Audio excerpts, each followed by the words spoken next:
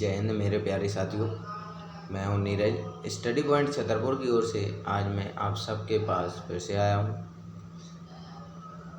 आज मैं आप सबके लिए वर्ष 2019 में आरपीएफ एसआई परीक्षा में पूछे गए विज्ञान के प्रश्नों को लेकर आया हूं। आज हम इस क्लास में आरपीएफ एसआई परीक्षा वर्ष 2019 में आए हुए विज्ञान के प्रश्नों को हल करेंगे। आज का पहला प्रश्न है, सूर्य के वातावरण की बाह्यतम परत क्या कहलाती है? सूर्य के वातावरण की बाह्यतम परत आभा मंडल कहलाती है। किसी विधि में पुनर्योगज डीएनए को जंतु कोशिकाओं के नाभिक में सीधे प्रविष्ट किया जाता है। कैसे किया जाता है? प्रश्न में कह रहा है, किस विधि में पुनर्योगज डीएनए को जंतु कोशिकाओं के नाभिक में सीधे प्रविष्ट किया जाता है? माइक्रो इंजेक्शन के द्वारा पुनर्योगज डीएनए को जंतु कोशिकाओं के नाभिक में सीधे प्रविष्ट किया जाता है। अगला प्रश्न, डेक्सट्रोज को सामान्य रूप में किस नाम से जाना जाता है? डेक्सट्रोज को सामान्य रूप से ग्लूकोज के नाम से जाना जाता है। अगला प्रश्न, किसी तत्व के एक इलेक्ट्रॉन के क्षय की प्रवृत्ति का मात्रात्मक मापन क्या कहलाता है? किसी तत्व के एक इलेक्ट्रॉन के क्षय की प्रवृत्ति का मात्रात्मक मापक आयनीकरण तापीय धारिता कहलाता है। अगला प्रश्न, एक अणु द्वारा बिना टक्कर के तय की जाने वाली औसत दूरी क्या कहलाती है? एक अणु द्वारा बिना टक्कर के तय की जाने वाली औसत दूरी मध्यमान मुक्त पथ कहलाती है। कंकाल की पेशियों को क्या कहा जाता है? कंकाल की पेशियों को रैखिक पेशी कहा जाता है। पौधों में दिन और रात के प्रति पाई जाने वाली संवेदना का गुण कहलाता है। पौधों में दिन और रात के प्रति पाई जाने वाली संवेदना का गुण फोटोपीरियडिज्म कहलाता है, क्योंकि पौधे दिन में तो ऑक्सीजन छोड़ते हैं और रात में कार्बन डाइऑक्साइड छोड़ते हैं। दिन में पौधे कार्बन डाइऑक्साइड ग्रहण करते हैं और ऑक्सीजन छोड़ते हैं, और रात में इसका विपरीत करने लगते हैं कि ऑक्सीजन ग्रहण करने लगते हैं और कार्बन डाइऑक्साइड रिलीज करने लगते हैं। अगला प्रश्न, किसी तंत्र में कणों की अव्यवस्थित गति के औसत का माप क्या कहलाता है? किसी तंत्र में कणों की अव्यवस्थित गति के औसत का माप ताप कहलाता है। अगला प्रश्न, यदि किडनी ठीक से कार्य नहीं कर रही है तो उसमें यूरिया की अतिरिक्त मात्रा इकट्ठी हो जाती है। यह स्थिति क्या कहलाती है? यदि किसी व्यक्ति की किडनी ठीक से कार्य नहीं कर रही है तो उसमें यूरिया की अतिरिक्त मात्रा इकट्ठी हो जाती है और उसे हम यूरीमिया कहते हैं। जब दोलक पर आरोपित बल प्रेरक बल की वास्तविक आवृत्ति के बराबर हो जाता है। जब दोलक पर आरोपित बल दोलक की वास्तविक आवृत्ति के बराबर हो जाता है तो दोलन के आयाम में हुई वृद्धि को अनुनाद कहा जाता है। अगला प्रश्न, जीवित प्राणियों में रासायनिक बॉन्ड्स के रूप में ऊर्जा के भंडार पाए जाते हैं। ऊर्जा के ये रसायन कहलाते हैं। जीवित प्राणियों में रासायनिक बॉन्ड्स के रूप में ऊर्जा के भंडार पाए जाते हैं और ऊर्जा के यह भंडार एडिनोसाइन ट्राइफॉस्फेट कहलाते हैं। अगला प्रश्न, वह कौन सा पदार्थ है जो उत्प्रेरक की अभिक्रिया को बढ़ा देता है? वह कौन सा पदार्थ है जो उत्प्रेरक की अभिक्रिया को बढ़ा देता है? तो इसे वर्धक कहा जाता है। अगला प्रश्न, किसी विरल माध्यम में कम मात्रा में इलेक्ट्रोलाइट की उपस्थिति में किसी अवक्षेप को हिलाकर कोलाइडी विलयन में परिवर्तित करने की प्रक्रिया क्या कहलाती है? प्रश्न कह रहा है किसी विरल माध्यम में कम मात्रा में इलेक्ट्रोलाइट की उपस्थिति में किसी अवक्षेप को हिलाकर कोलाइडी विलयन में परिवर्तित करने की प्रक्रिया पेप्टीकरण कहलाती है। अगला प्रश्न, किसी धातु के जल से एक इलेक्ट्रॉन को मुक्त होने के लिए ऊर्जा की न्यूनतम आवश्यक मात्रा क्या कहलाती है? किसी धातु के जल से एक इलेक्ट्रॉन को मुक्त होने के लिए ऊर्जा की न्यूनतम आवश्यक मात्रा कार्य फंक्शन कहलाती है। अगला प्रश्न है, तृतीयक कोयले को और किस नाम से जाना जाता है? तृतीयक कोयले को भूरा कोयला के नाम से जाना जाता है। अगला प्रश्न है, पत्तियों में बाष्पोत्सर्जन की क्रिया मुख्यतः किसके द्वारा संपन्न होती है? पत्तियों में बाष्पोत्सर्जन की क्रिया मुख्यतः स्टोमेटा के द्वारा संपन्न होती है। पत्तियों में छोटे छोटे छिद्र होते हैं जिनके द्वारा बाष्पोत्सर्जन की क्रिया प्रारंभ होती है और ऑक्सीजन का निर्माण होता है, भोजन का निर्माण होता है और स्टोमेटा को हिंदी में बातरंध्र भी कहा जाता है। सूर्य की आँख से दिखाई पड़ने वाली परत क्या कहलाती है? सूर्य मतलब हमारी जो आँख है, आँख से दिखाई पड़ने वाली सूर्य की परत क्या कहलाती है? तो हमारी आँख से दिखाई पड़ने वाली सूर्य की परत को प्रकाश मंडल कहा जाता है।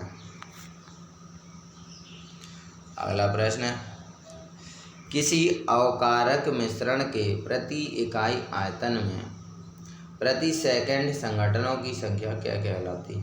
दोस्तों, ये अटपटे प्रश्न आरपीएफ एसआई परीक्षा में पूछे गए हैं और वही प्रश्न मैं आप सबके लिए लेकर आया हूँ। किसी अवकारक मिश्रण के प्रति इकाई आयतन में प्रति सेकंड संघटनों की संख्या क्या कहलाती है? तो ये संघट्ट आवृत्ति कहा जाता है इसे। अगला प्रश्न है, शहद के उत्पादन से कौन सी क्रांति संबंधित है? तो इसके पहले की भी वीडियो में क्लासों में हमने आपको समझाया है कि स्वर्ण क्रांति का संबंध शहद उत्पादन से है और इस क्लास में भी प्रश्न आया है कि शहद के उत्पादन से कौन सी क्रांति संबंधित है? तो स्वर्ण क्रांति। अगला प्रश्न है, नॉन सुपर इम्पोजिबल इमेज के रूप में एक दूसरे से जुड़े स्टीरियो आइसोमर क्या कहलाते हैं? नॉन सुपर इम्पोजिबल इमेज के रूप में एक दूसरे से जुड़े स्टीरियो आइसोमर इनेंशियोमर्स कहलाते हैं। अगला प्रश्न है, कौन से पदार्थ बाह्य चुंबकीय क्षेत्रों में रखने पर अति चुंबकीय हो जाते हैं? आपको बताना है कौन से पदार्थ हैं जो बाह्य चुंबकीय क्षेत्रों में रखने पर अति चुंबकीय हो जाते हैं। तो ये लोह चुंबकीय पदार्थ होते हैं जो बाह्य चुंबकीय क्षेत्रों में अगर रख दें तो ये भी अति चुंबकीय हो जाते हैं। मतलब लोह चुंबकीय पदार्थ अगर चुंबक के संपर्क में रख दिए जाएं तो वो भी अति चुंबकीय पदार्थ मतलब चुंबक के जैसा व्यवहार वो भी करने लगते हैं। अगला प्रश्न है, बेंजीनामाइन का रासायनिक नाम क्या है? बेंजीनामाइन का रासायनिक नाम एनिलीन है। अगला प्रश्न, किसी वस्तु को प्रक्षेपित करने पर उसकी आरंभिक स्थिति और प्रक्षेपण के द्वारा गिरने के दौरान उसके द्वारा तय की गई दूरी क्या कहलाती है? किसी वस्तु को प्रक्षेपित करने पर उसकी आरंभिक स्थिति और प्रक्षेपण के द्वारा गिरने के दौरान उसके द्वारा तय की गई दूरी उसका परास कहलाती है। मतलब कोई वस्तु ऊंचाई की ओर जा रही है और फिर वह अधिकतम ऊंचाई पर पहुंचने के बाद जब वह नीचे गिरती है तो वह उस वस्तु का परास कहलाती है। अगला प्रश्न, मरकरी क्लोराइड का खनिज है। तो मरकरी क्लोराइड किस चीज़ का खनिज है? तो कैलोमल का खनिज है। मरकरी क्लोराइड कैलोमल का खनिज है। अगला प्रश्न, मिरर ऑब्जेक्टिव वाले टेलीस्कोप क्या कहलाते हैं? मिरर ऑब्जेक्टिव वाले टेलीस्कोप परावर्तक टेलीस्कोप कहलाते हैं। द्वितीयक जाइलम के हल्के रंग वाले बाह्य क्षेत्र को और किस नाम से जाना जाता है? द्वितीयक जाइलम के हल्के रंग वाले बाह्य क्षेत्र को सैपवुड के नाम से जाना जाता है। जाइलम और फ्लोएम के बारे में आप जानते होंगे। जाइलम जल का परिवहन करता है, फ्लोएम भोजन का परिवहन करता है। तो इस प्रश्न में पूछा है द्वितीयक जाइलम के हल्के रंग वाले बाह्य क्षेत्र को और किस नाम से जाना जाता है? तो इसे सैपवुड कहा जाता है। जाइलम और फ्लोएम पौधों में पाया जाता है। अगला प्रश्न, अंडाशय के समीप स्थित नली फनल के आकार का भाग क्या कहलाता है? अंडाशय के समीप स्थित नली फनल के आकार का भाग वायु कोष्ठिका के नाम से जाना जाता है। अगला प्रश्न, कौन सा एक सिट्रिक अम्ल का प्राकृतिक स्रोत है? सिट्रिक अम्ल का प्राकृतिक स्रोत नींबू है। अगला प्रश्न, फसलों को नियमित अंतराल पर की जाने वाली पानी की आपूर्ति क्या कहलाती है? फसलों को नियमित अंतराल पर की जाने वाली पानी की आपूर्ति सिंचाई कहलाती है। अगला प्रश्न, किसी वस्तु को केंद्र से बाहर की ओर झुकाने अथवा धकेलने के लिए कार्य करने वाला बल क्या कहलाता है? किसी वस्तु को केंद्र से बाहर की ओर झुकने अथवा धकेलने के लिए कार्य करने वाला बल अपकेंद्रीय बल कहलाता है। और यही प्रश्न अगर पूछा जाए कि अंदर की ओर झुकने या धकेलने के लिए कार्य करने वाला बल, तो अभिकेंद्रीय बल कहलाता है। अगला प्रश्न, वाष्प का तरल जल में परिवर्तन कौन सी भौतिक क्रिया कहलाती है? तो वाष्प का जल में परिवर्तन ये संघनन क्रिया कहलाती है। अगला प्रश्न, बेरिलियम का परमाणु क्रमांक कितना है? बेरिलियम का परमाणु क्रमांक 4 होता है। हाइड्रोजन, हीलियम, लिथियम और बेरिलियम। तो बेरिलियम चौथे नंबर पर आता है, इसलिए इसका परमाणु क्रमांक 4 होता है। प्रकाश में TIR का पूर्ण रूप क्या है? प्रकाश में TIR का पूर्ण रूप टोटल इंटरनल रिफ्लेक्शन यानी पूर्ण आंतरिक परावर्तन कहलाता है। तो कभी कभी पेपरों में जो शब्द हिंदी का होता है उसे इंग्लिश में कैपिटल वर्ड्स में पूछ लेता है और फिर पूछता है कि इसका फुल फॉर्म क्या है। तो TIR का पूर्ण रूप टोटल इंटरनल रिफ्लेक्शन पूर्ण आंतरिक परावर्तन हो जाएगा। अगला प्रश्न, किस पोषण को साधारण अकार्बनिक पदार्थों को ग्रहण कर कार्बनिक अणुओं के संश्लेषण के रूप में परिभाषित किया जाता है? तो स्वपोषी पोषण। किस पोषण को साधारण अकार्बनिक पदार्थों को ग्रहण कर कार्बनिक अणुओं के संश्लेषण के रूप में परिभाषित किया जाता है? तो ये हमारा स्वपोषी पोषण हो जाएगा। अगला प्रश्न, तनाव ज्ञात करने का सूत्र क्या होता है? तनाव ज्ञात करने का सूत्र बल बटे क्षेत्रफल होता है। अगला प्रश्न, पृथ्वी की त्रिज्या कितनी है? तो पृथ्वी की त्रिज्या 6.37 × 10⁶ मीटर 6 मीटर होती है। फिनॉल का रासायनिक सूत्र क्या है? C6H5OH ये फिनॉल का रासायनिक सूत्र होता है। अगला प्रश्न, विद्युत क्षेत्र का मान किसके बराबर होता है?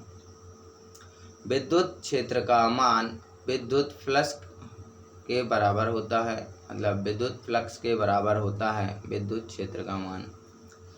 अगला प्रश्न है, किसी वस्तु पर गुरुत्वाकर्षण द्वारा आरोपित बल क्या कहलाता है? किसी वस्तु पर गुरुत्वाकर्षण द्वारा आरोपित बल को भार कहा जाता है। अगला प्रश्न, नाभिक में न्यूक्लियोसोम द्वारा एक दोहरी संरचना का निर्माण होता है जिसे क्रोमैटिन कहा जाता है। नाभिक में न्यूक्लियोसोम द्वारा एक दोहरी संरचना का निर्माण होता है जिसे क्रोमैटिन कहा जाता है। अगला प्रश्न, क्रिस्टलीय पदार्थ में परमाणु के आसपास अनियमित उपयुक्त अवस्था को किस रूप में जाना जाता है? क्रिस्टलीय पदार्थ में परमाणु के आसपास अनियमित उपयुक्त अवस्था को पॉइंट डिफेक्ट के नाम से जाना जाता है। क्रिस्टलीय पदार्थ में परमाणु के आसपास अनियमित उपयुक्त व्यवस्था पॉइंट डिफेक्ट के नाम से जानी जाती है। अगला प्रश्न, हाइड्रोजन से नाइट्रोजन की अभिक्रिया कराकर अमोनिया प्राप्त करने की विधि क्या कहलाती है? तो ये हमने कक्षा 12वीं में भी पढ़ा है कि हाइड्रोजन से नाइट्रोजन की अभिक्रिया कराकर अमोनिया प्राप्त करने की विधि को हेबर विधि के नाम से जाना जाता है। अगला प्रश्न, अंग प्रत्यारोपण रोगियों में इम्यूनो सप्रेसिव एजेंट के रूप में कौन सा जैव सक्रिय अणु प्रयोग किया जाता है? अंग प्रत्यारोपण रोगियों में साइक्लोस्पोरिन ए एजेंट के रूप में इम्यूनो सप्रेसिव एजेंट के रूप में साइक्लोस्पोरिन ए जैव सक्रिय अणु का प्रयोग किया जाता है। अगला प्रश्न, कौन सा चुंबक कक्षीय तापमान पर लंबी अवधि के लिए लोह चुंबकीय गुण को बरकरार रखता है? तो चुंबक दो प्रकार के होते हैं, एक स्थायी चुंबक और एक अस्थायी चुंबक। तो प्रश्न में पूछा है कौन सा चुंबक कक्षीय तापमान पर लंबी अवधि के लिए लोह चुंबकीय गुण को बरकरार रखता है। तो जो स्थायी चुंबक होते हैं वो कक्षीय तापमान पर लंबी अवधि के लिए लोह चुंबकीय गुण को बरकरार रखते हैं, और जो अस्थायी चुंबक होते हैं वो कक्षीय तापमान पर लंबी अवधि के लिए लोह चुंबकीय गुण को बरकरार नहीं रख पाते हैं। अगला प्रश्न, आमतौर पर द्विबीजपत्री पौधों की पत्तियों में किस प्रकार की शिरा रचना पाई जाती है? आमतौर पर द्विबीजपत्री पौधों की पत्तियों में जाल वाली शिरा रचना पाई जाती है। अगला प्रश्न, आवश्यक प्रतिक्रियाओं या रासायनिक प्रतिक्रिया में बने उत्पादों का मात्रात्मक अध्ययन क्या कहलाता है? आवश्यक प्रतिक्रियाओं या रासायनिक प्रतिक्रिया में बने उत्पादों का मात्रात्मक अध्ययन स्टोइचियोमेट्री कहलाता है। अगला प्रश्न, मानव आँख के द्वारा ग्रहण किए गए प्रकाश की मात्रा का मापन क्या कहलाता है? मानव आँख के द्वारा ग्रहण किए गए प्रकाश की मात्रा का मापन फोटोमेट्री कहलाता है। अगला प्रश्न, रेशम फाइबर के उत्पादन के लिए रेशम कीड़े के पालन को किस नाम से जाना जाता है? मतलब जो रेशम फाइबर के उत्पादन के लिए रेशम के कीड़े पालते हैं, तो रेशम कीड़े के पालन को वैज्ञानिक भाषा में क्या कहा जाता है? इसे सेरीकल्चर कहा जाता है, यानी रेशम कीट पालन। अगला प्रश्न, कौन सा सामान्यतः लाल शैवाल कहलाता है?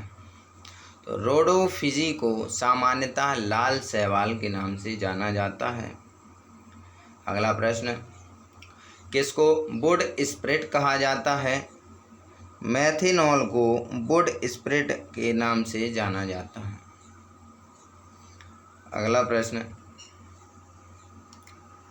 असंपीड़ित तरलों की प्रवाह गति को मापने के लिए किस उपकरण का उपयोग किया जाता है? असंपीड़ित तरलों की प्रवाह गति को मापने के लिए वेंचुरीमीटर का उपयोग किया जाता है। अगला प्रश्न है, फूलों का मादा प्रजनन अंग क्या है?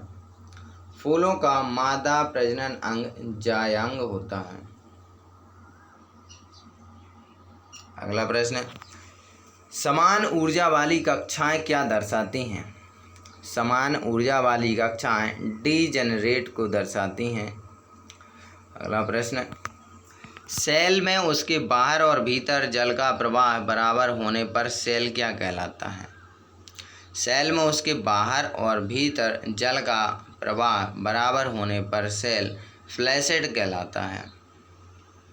अगला प्रश्न, संतृप्त जलवाष्प के चाप यानी दबाव को क्या कहा जाता है?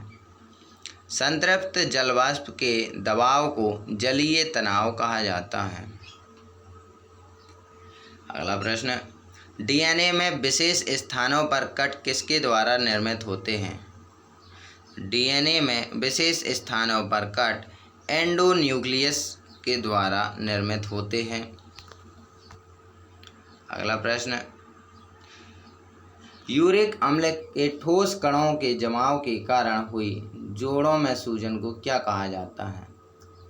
यूरिक अम्ल के ठोस कणों के जमाव के कारण हुई जोड़ों में सूजन को वात, रक्त या गाउट कहा जाता है। अगला प्रश्न, पीएन जंक्शन के निर्माण के समय कौन सी दो महत्वपूर्ण क्रियाएं संपन्न होती हैं?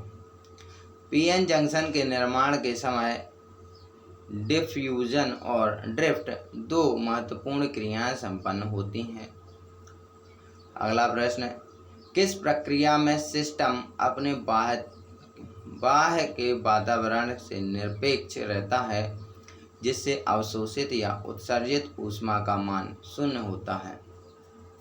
प्रश्न कह रहा है, किस प्रक्रिया में सिस्टम अपने बाह्य के वातावरण से निरपेक्ष रहता है जिससे अवशोषित या उत्सर्जित ऊष्मा का मान शून्य होता है? ये हमारा रुद्धोष्म प्रक्रम कहलाता है। इस प्रक्रिया में सिस्टम अपने बाह्य के वातावरण से निरपेक्ष रहता है। अगला प्रश्न, कार्बोहाइड्रेट जो जल अपघटन में मोनोसैकेराइड्स की 2 से 10 इकाई तक उत्पन्न करता है क्या कहलाता है? कार्बोहाइड्रेट जो जल अपघटन में मोनोसैकेराइड की 2 से 10 इकाई उत्पन्न करता है ओलिगोसैकेराइड्स कहलाता है। अगला प्रश्न, स्पर्शरेखी बल लगने के कारण प्रति इकाई क्षेत्र में उत्पन्न प्रत्यायनन बल किसके रूप में जाना जाता है? स्पर्शरेखी बल लगने के कारण प्रति इकाई क्षेत्र में उत्पन्न प्रत्यायनन बल कर्तन प्रतिबल के रूप में जाना जाता है। किस ग्रह को सांध तारा के नाम से जाना जाता है? तो शुक्र ग्रह को भोर और सांझ के तारे के नाम से जाना जाता है क्योंकि शुक्र ग्रह को सुबह और शाम के समय हम नग्न आँखों से देख सकते हैं, तो इसे सांध तारा के नाम से भी जाना जाता है। अगला प्रश्न, क्लोरोएथेन का सामान्य नाम क्या है? क्लोरोएथेन का सामान्य नाम विनाइल क्लोराइड है। अगला प्रश्न, तरल माध्यम में किसी वस्तु की घूर्णन गति की घटना का निरीक्षण किसके द्वारा किया जा सकता है? तरल माध्यम में किसी वस्तु की घूर्णन गति की घटना का निरीक्षण मैग्नस प्रभाव द्वारा किया जा सकता है। अगला प्रश्न है, कैंसर के इलाज में बाह्य विकिरण थेरेपी में किसका उपयोग किया जाता है? कैंसर के इलाज में बाह्य विकिरण थेरेपी में कोबाल्ट 60 का उपयोग किया जाता है। अगला प्रश्न है, किस समूह के सदस्य को आमतौर पर स्पंज कहा जाता है? पोरीफेरा समूह के सदस्य को आमतौर पर स्पंज कहा जाता है। ये समुद्री जीव होते हैं और जैसे रबर की गेंद होती है जिसमें हवा भरी होती है, ऐसे ही इस समूह के सदस्यों में भी स्पंज के जैसा आकार होता है। अगला प्रश्न, कोशिकांगों में पाई जाने वाली दो बेलनाकार संरचनाएं जिन्हें सेंट्रियोल कहा जाता है वो कौन सी हैं? कोशिकांगों में पाई जाने वाली दो बेलनाकार संरचनाएं जिन्हें सेंट्रियोल कहा जाता है वो सेंट्रोसोम कहलाती हैं। अगला प्रश्न, एक कोशिका अथवा कर्तोतक द्वारा संपूर्ण पौधों को विकसित करने की क्षमता क्या कहलाती है? एक कोशिका अथवा कर्तोतक द्वारा संपूर्ण पौधे को विकसित करने की क्षमता पूर्ण शक्तता कहलाती है। अगला प्रश्न, कार्बनिक यौगिकों में बॉन्ड की लंबाई और बॉन्ड की तापधारिता को क्या प्रभावित करता है? कार्बनिक यौगिकों में बॉन्ड की लंबाई और बॉन्ड की तापधारिता को संकरण प्रभावित करता है। अगला प्रश्न है, जलीय दाब द्वारा कौन सा तनाव उत्पन्न होता है? जलीय दाब द्वारा आयतनिक तनाव उत्पन्न होता है। अगला प्रश्न, संयुग्मित डिकेटोन बेंजोक्विनोन के निर्माण के लिए फिनॉल किस अम्ल के साथ ऑक्सीकृत होता है? तो संयुग्मित डिकेटोन बेंजोक्विनोन के निर्माण के लिए फिनॉल क्रोमिक अम्ल के साथ ऑक्सीकृत होता है। अगला प्रश्न, विश्व स्थिरक स्टेबलाइजर के रूप में किस डायोड का उपयोग व्यापक रूप से किया जाता है? स्टेबलाइजर का मतलब क्या होता है? गांव में जो लाइट है वो कम और तेज़ आती जाती रहती है, इससे विद्युत उपकरणों को नुकसान ना हो, और शहरों में भी एसी के साथ स्टेबलाइजर का उपयोग किया जाता है ताकि जितनी ज़रूरत है उपकरण को उतनी विद्युत की सप्लाई होती रहे। तो इस स्टेबलाइजर के रूप में जेनर डायोड का उपयोग किया जाता है। अगला प्रश्न, अनियमित प्रतिरोध के मापन के लिए किस परिपथ का उपयोग किया जाता है? अनियमित प्रतिरोध के मापन के लिए व्हीटस्टोन ब्रिज का उपयोग किया जाता है।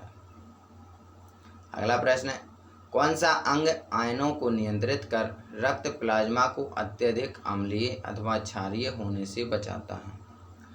कौन सा अंग आयनों को नियंत्रित कर रक्त प्लाज्मा को अत्यधिक अम्लीय या क्षारीय होने से बचाता है? तो ये हमारी किडनी है। ये आयनों को नियंत्रित कर रक्त प्लाज्मा को अत्यधिक अम्लीय और क्षारीय होने से बचाता है। अगला प्रश्न, किस तत्व में धात्विक और अधात्विक दोनों विशेषताएं पाई जाती हैं? मेटलाइट तत्व में धात्विक और अधात्विक दोनों विशेषताएं पाई जाती हैं। अगला प्रश्न, शारीरिक स्वास्थ्य के संबंध में कौन सा शब्द व्यक्ति द्वारा दिशा बदलने की शीघ्रतम योग्यता को परिभाषित करता है? स्फूर्ति। व्यक्ति में जितनी स्फूर्ति होगी, जितनी ज़्यादा स्फूर्ति होगी, वह उसके शारीरिक स्वास्थ्य के संबंध में व्यक्ति द्वारा दिशा बदलने की शीघ्रतम योग्यता को परिभाषित करेगा। मतलब आप आलस से भरे हैं तो आप में स्फूर्ति कम होगी, दिशा बदलने की योग्यता कम होगी। अगर आप में स्फूर्ति ज़्यादा है, कोई काम है आप फटाफट कर लेते हैं, तो वह आपकी दिशा बदलने की शीघ्रतम योग्यता को परिभाषित करता है। अगला प्रश्न, प्रति इकाई विद्युत क्षेत्र पर अपवाह वेग के परिणाम के रूप में किसे परिभाषित किया जाता है? प्रति इकाई विद्युत क्षेत्र पर अपवाह वेग के परिणाम के रूप में विद्युत प्रवाह घनत्व को परिभाषित किया जाता है। अगला प्रश्न, संवेग में नियत परिवर्तन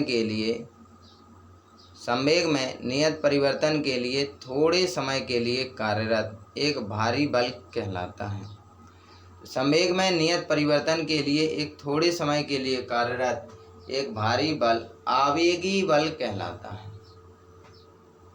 अगला प्रश्न, वह संगठन जिसमें दो कण संगठन के बाद एक साथ संचालित होते हैं वह कहलाते हैं पूर्णतः इनइलास्टिक संगठन। प्रश्न कह रहा है वह संगठन जिसमें दो कण संगठन के बाद एक साथ संचालित होते हैं वह कहलाता है तो पूर्णतः इनइलास्टिक संगठन। अगला प्रश्न, कौन सा ग्रह बोना ग्रह है? तो पहले वर्ष 2008 के पहले हमारे सौरमंडल में 9 ग्रह हुआ करते थे, लेकिन प्लूटो को बोना ग्रह मानकर इसे सौरमंडल से अलग कर दिया है। वर्तमान में 8 ही ग्रह हैं। अगला प्रश्न, इंटेस्टिनल म्यूकोसल एपिथेलियम में कौन सी कोशिका म्यूकस को स्रावित करती है? तो गॉबलेट कोशिका इंटेस्टिनल म्यूकोसल एपिथेलियम में कोशिका म्यूकस को स्रावित करती है। अगला प्रश्न, उस पृथक इकाई का नाम बताएं जो प्रभाविता के नियम में लक्षणों का नियंत्रण करता है। उस पृथक इकाई का नाम बताएं जो प्रभाविता के नियम में लक्षणों का नियंत्रण करता है, तो ये फैक्टर्स कहलाता है। अगला प्रश्न, किसी जीव को केंद्रीय अक्ष से एक समतल द्वारा विभाजित करने पर वह जीव 2 समरूप भागों में बट जाता है, क्या कहलाता है? तो ये रेडियल सममिति कहलाता है कि रेडियल सममिति किसी जीव को केंद्रीय अक्ष के एक समतल द्वारा विभाजित करने पर वह जीव 2 समरूप भागों में बट जाता है। अगला प्रश्न, ग्लूकोज की चक्रीय संरचना में एक ऑक्सीजन अणु तथा 5 कार्बन अणु के योग से बना चक्रीय ऑर्गेनिक पदार्थ कौन सा है? ग्लूकोज की चक्रीय संरचना में एक ऑक्सीजन अणु तथा 5 कार्बन अणु के योग से बना चक्रीय ऑर्गेनिक पदार्थ पायरेन कहलाता है। अगला प्रश्न, नायलॉन 66 के निर्माण में किस एसिड का प्रयोग किया जाता है? नायलॉन 66 के निर्माण में एडिपिक एसिड का उपयोग किया जाता है। आज का अंतिम प्रश्न, इलेक्ट्रॉनिक सेल के साथ उच्चतम प्रिंसिपल क्वांटम संख्या के साथ जोड़े गए इलेक्ट्रॉन क्या कहलाते हैं? इलेक्ट्रॉनिक सेल के साथ उच्चतम प्रिंसिपल क्वांटम संख्या के साथ जोड़े गए इलेक्ट्रॉन बैलेंस इलेक्ट्रॉन कहलाते हैं। साथियों, आज की क्लास हम यहीं तक रखते हैं। अगली क्लास में हम जो भी वर्ष 2019 में आरपीएफ एसआई परीक्षा में विज्ञान से संबंधित प्रश्न बचे हुए हैं उन सबको हम अगली क्लास में पूर्ण करेंगे। हमारे साथ बने रहने के लिए आज ही हमारे चैनल को सब्सक्राइब करें और हमारा सपोर्ट करने के लिए ज़्यादा से ज़्यादा अपने दोस्तों को शेयर करें।